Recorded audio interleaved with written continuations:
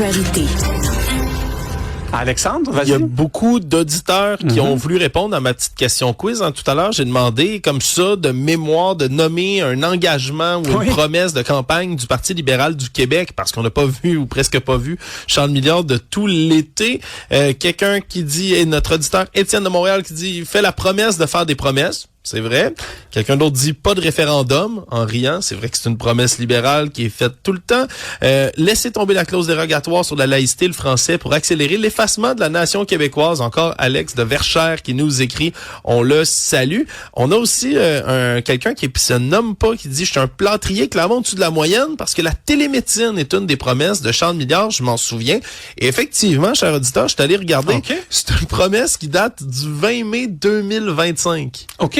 Et ça fait au-dessus d'un an, presque un an et demi que Charles Milliard l'a promis. Celle-là, vous avez raison. C'est un des engagements libéraux. C'est juste qu'il date d'un bout, là. Mais il y a vraiment quelque chose que je comprends pas. Charles Milliard a tout à gagner. C'est une personne intelligente. C'est une personne qui a des choses à dire. C'est une personne qui a un passé qui est intéressant, qui est multiple, qui est divers. Il devrait utiliser toutes les plateformes qu'on lui offre en permanence pour pouvoir vendre sa salade. Et non. Bref, les détails de l'entente de principe avec Washington commencent à filtrer. Christine Fréchette n'a pas trop l'air convaincue. Non, elle n'a pas l'air convaincue parce qu'elle est ressortie. Il y avait une rencontre d'une heure et demie hier entre Mark Carney puis ses homologues, là, les premiers ministres et premières ministres des provinces. Et ils se sont rencontrés en virtuel. Et en sortant, mais, tout le monde attendait avec un micro, Christine Fréchette, pour essayer de savoir qu'est-ce qu'elle en avait pensé. Puis elle dit qu'il manque trop d'informations. Elle n'est pas capable de déterminer pour l'instant si c'est une bonne ou une mauvaise entente pour le Québec. Bon, c'est sûr que quand tu te fais briefer pendant une heure et demie sur le deal, puis que tu sais pas si le deal est bon, j'ai tendance à croire qu'il l'est peut-être pas. Mais bon, on va attendre d'avoir le plus d'infos. C'est le média américain Bloomberg ce matin qui disait donc les tarifs seraient là pour rester, mais qui passeraient selon l'entente de 50% à un simple 25% de tarifs, ce qui est encore, on se comprend, énorme. Là, pour nos entreprises. Après ça, on aurait des concessions, bien sûr, qui viendraient de notre côté. Par exemple, on enlèverait là nos droits de douane de reprise qu'il reste encore. On abaisserait la surtaxe de l'automobile de 25 à 15% de notre côté. On ramènerait les produits canadiens, les produits américains sur les tablettes de tout ce qui est SAQ et autres. Ça, on en a parlé un peu plus tôt. Bref, on va essayer de vendre ça, selon les informations qu'on a, comme le deal de la stabilité pour Mark Carney. De dire, regardez, ça va nous permettre d'être plus prévisible. On va avoir certaines concessions faites pour la renégociation de la CA, mais surtout, on parle d'une urgence d'agir, là, parce que c'est 28 milliards de dollars là, d'exportation qui étaient en jeu là-dessus, qui vont être touchés par ces tarifs-là. 56 000 emplois qu'ils sont aussi. Bref, c'est difficile à jouer là, comme partie de poker. Non, on effectivement, c'est pas facile. Puis c'est facile pour nous de reprocher. Cependant, on arrive quand même avec des opinions, des arguments. C'est très complexe, effectivement. Qu'est-ce qui se passe dans le quartier Saint-Michel? C'est complètement fou, là, Nicolas. On a parlé dans les derniers jours, bien évidemment, là, de ces deux féminicides là, survenus l'un après l'autre, là, samedi, lundi. Deux cas extrêmement similaires. Je vais pas tout rappeler les faits, mais on a un homme en plein jour qui accepte pas une séparation ou qui est violent avec sa conjointe, qui se rend chez son ex-conjointe en plein jour devant sa famille, la poignarde, la tue à coups de couteau, revire le couteau contre lui-même, essaie de se suicider et est ensuite arrêté et transporté à l'hôpital. Là. 2 fois de suite, 2 cas à glacer le sang presque identiques. On a failli vivre une 3e fois en 4 jours. Imaginez-vous donc, hier, là, vers 15h30, il y a un homme, un individu qui a été récemment libéré par un juge en attendant la suite des procédures dans un dossier de violence conjugale.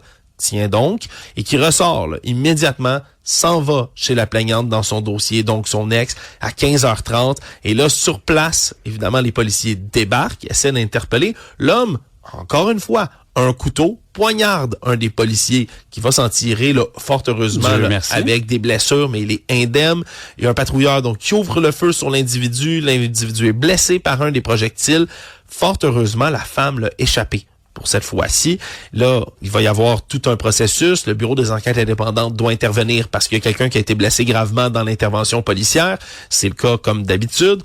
Mais là, c'est surtout qu'on vient d'en inviter un autre, là. Dans le même quartier, en moins de 4 jours, on a 3 cas à glacer le sang presque identiques. Et du côté des maisons d'hébergement, tu sais, on a parlé à Annick Brazo, la présidente du regroupement de maisons pour femmes. plus tôt là, cette semaine, elle le dit, quand il y a des cas comme ça qui sont médiatisés, il y a beaucoup de femmes qui appellent dans ce temps-là, puis tu sais, qui utilisent ce moment-là, qui se rendent bien compte qu'elles pourraient être les prochaines si elles dénoncent pas, puis elles font pas quelque chose. Et même si on manque de ressources là, d'un peu tous les côtés, elle invite encore une fois les femmes là, qui entendent ça, qui entendent ce qu'on dit en ce moment. C'est le temps d'agir. Faites-le sécuritairement, mais faites-le, il y a des ressources pour vous. Et à 10h40, on reçoit Geneviève Landry, qui est la directrice générale de Entraide pour hommes, pour comprendre. Moi, je voulais comprendre, là, suite à toute cette semaine de catastrophe, je voulais comprendre qu'est-ce qui pousse les hommes à passer à l'acte en matière de violence conjugale. On a tous vraiment besoin de l'entendre. Écoute, il y a 2 constances depuis le 15 octobre 1980. Ça, c'est la journée de ma naissance. Donc, le premier, c'est que chaque année, au 25 décembre, le Père Noël est venu. Et la deuxième, c'est qu'à chaque année, on nous a promis que le temps d'attente dans les urgences allait baisser, mais n'a pas baissé. Ouais, c'est un peu le problème hein, quand on arrive en campagne électorale pour le parti qui est en place. Dans ce cas-ci, c'est la Coalition Avenir Québec. Mais c'est l'heure des bilans. Et là, le bilan est en santé aux urgences. 41 minutes de plus maintenant d'attente en moyenne comparativement en 2018 quand la Coalition Avenir Québec est arrivée. À l'époque, c'était 4h30. On est rendu à 5h12 en moyenne dans les urgences. Ça dépend bien sûr là, de certaines régions. Ça, c'est si t'es chanceux, 5h12. Oui, ben c'est la moyenne. Donc, c'est la médiane. Donc, il y a à peu près à moitié c'est la médiane plutôt. Fait qu'il y a des gens à moitié qui font que c'est plus court, à moitié que c'est plus long. Mais ça dépend des urgences, là. L'urgence, par exemple, du pavillon Albert Prévost à Montréal, qui est spécialisé en santé mentale, c'est le plus long temps d'attente de toute la province. Durée médiane, attachez votre tuque, de 14h23 minutes. Et médiane, ça veut dire qu'il y en a des cas qui sont plus longs. Puis on s'entend les enjeux de santé mentale étant ce qu'ils sont. Des fois, il y a une urgence là, de prendre quelqu'un en charge, mais l'urgence de cette urgence-là, c'est pas très urgent, faut-il croire. Pourtant, c'est ce qui est inquiétant, c'est que les dépenses en santé depuis 2018 ont augmenté. Là, on atteint le 66 milliards de dollars par année. Là, cette année, on investit dans le système de santé. Ça a augmenté de 24 milliards depuis l'arrivée au pouvoir de la CAQ. Et selon toutes sortes d'associations, dont l'Institut économique de Montréal, l'IADM, là, c'est eux qui ont eu accès à ces informations-là, qui disent, ça démontre que l'essentiel, c'est où tu investis l'argent, pas juste de lancer de l'argent comme ça à grande poignée sur le système de santé. Mais il y a une corrélation parfaite dans le système de la santé. Plus on investit, moins ça fonctionne. Il y a vraiment une belle logique ici.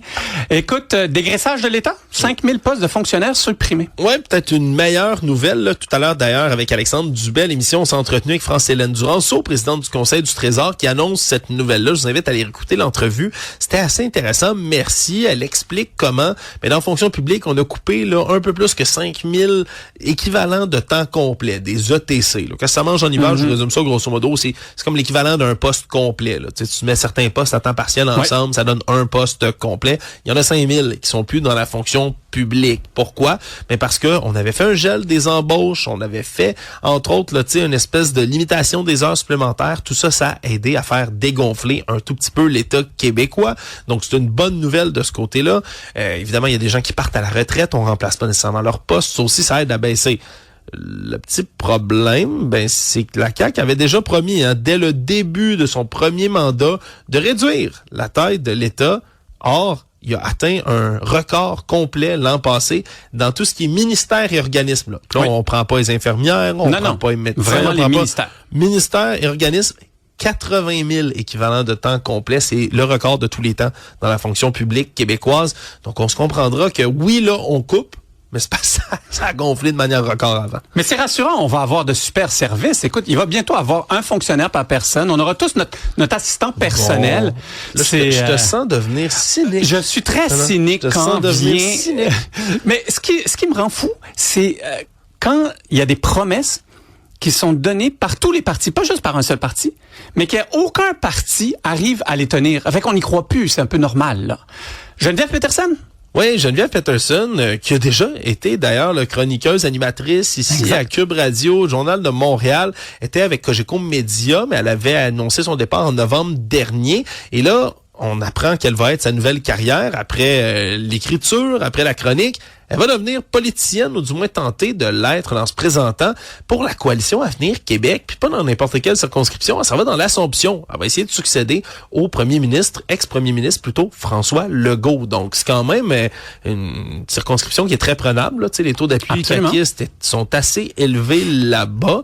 On devrait officialiser ça donc dans la prochaine semaine pour la CAQ. Est-ce qu'on peut parler de candidature vedette, du moins candidature connue, plus que ce qui avait été présenté jusqu'ici par la CAQ, qui se sont fait taquiner par les oppositions en disant « Ouais, vous présentez pas mal de staffers politiques, hein? C'est pas mal du monde qu'on connaît pas. » Bref, celle-là, on va la connaître un peu mieux. Intéressant.